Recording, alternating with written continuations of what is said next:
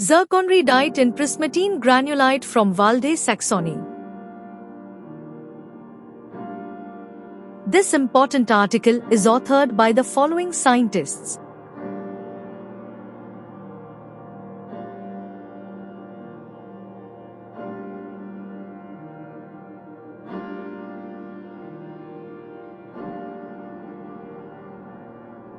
Reedite is the high-pressure scheelite-type polymorph of zircon. According to Raman spectroscopic studies, these zircons often contain remnants of the reedite. The transformation of zircon to reedite is reconstructive in nature and is connected with a density change of about 9%. According to microscopic and Raman spectroscopic-based studies of prismatine rock from Val Saxony, spherical zircon crystals with remnants of reedite and monoclinic ZrO2 were observed. The proof of reedite in a metamorphic rock is the first one because up to now, reedite was found only in impact structures. The rock and crystal samples were collected by the first author in 1967 from the exposure near the Valde railway station. Nearly all minerals, garnet, corundum, quartz, prismatine, feldspar, sillimanite, of the prismatine rock contain randomly distributed spherical zircon crystals with a very smooth surface and with dimensions between 10 to 50 m. The frequency of these grains is with about 180 spheres cm 3 knot high. Results show that in the Raman spectra of the spherical zircon crystals in the prismatine rock from Valde bands characteristic of reedite have often been seen.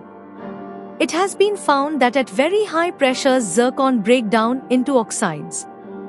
Together with the finding of coesite and stishovite, reedite and monocline ZrO2 in zircon give clear hints that such phases arrived very rapidly from very great depths into the higher crustal level, 90 km, via supercritical fluid melt.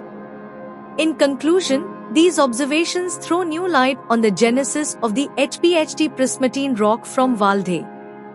It has been interpreted that the spherical crystals as hints of a supercritical phase coming from very great depths, very rapidly, possibly together with boron, into the crystallization level of prismatine. Introduction. Supercritical fluids are special substances that exist under very high temperature and pressure, giving them properties between those of liquids and gases. These fluids are useful in many industries because their strength as a solvent can be adjusted by changing the temperature or pressure, allowing for more precise chemical reactions or extractions. In geological research, scientists studying rocks from Valde, Saxony, discovered tiny spherical crystals of zircon, along with rare minerals like coesite and stishovite. Some of these zircons contain signs of a high-pressure form called reedite, which normally forms deep underground or during powerful impacts, like meteor strikes. At the Earth's surface, reedite is unstable and changes back into zircon, often leaving behind telltale cracks around the grains. Reedite forms when zircon is exposed to extremely high pressure, and the transformation involves a significant change in density. Although the reedite structure remains stable after pressure is removed, it will revert to zircon at very high temperatures. The presence of reedite is important for scientists because it helps identify rocks that have undergone intense pressure, such as during a meteor impact or deep geological processes, giving clues about the Earth's history and extreme conditions. Conclusion. Scientists studying special rocks from Valde, Germany, discovered tiny zircon crystals that show signs of having once transformed into a rare high-pressure form called reedite. This transformation happens deep underground under extreme pressure and results in a denser structure. When reedite changes back into zircon at the surface, it often creates cracks around the crystals, making it easier to identify.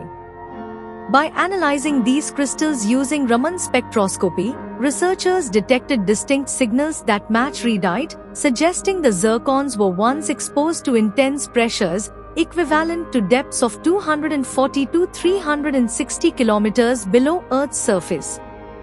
The presence of other high-pressure minerals like coesite and stishovite supports this. These findings suggest the rocks were rapidly transported from deep within the Earth to shallower levels by supercritical fluids or melts, possibly carrying boron. This discovery provides new insights into the origin of the high-pressure, high-temperature rocks in the Valdez region.